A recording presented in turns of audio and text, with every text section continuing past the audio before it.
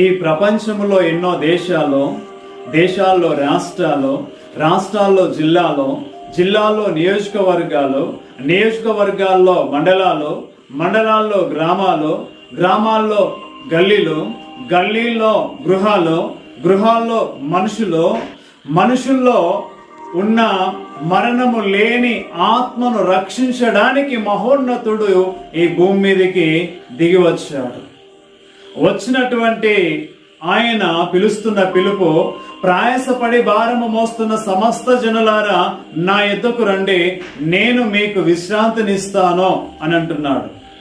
సమస్త జనులారా అనే మాటలో సమస్త అనగా దేశం అని లేదు, ప్రాంతం అని లేదు, కులం అని లేదు, మతం అని లేదు, వర్గం అని లేదు, ప్రపంచ ప్రజలందరినీ తన యొద్దకు పిలుస్తా ఉన్నాడు.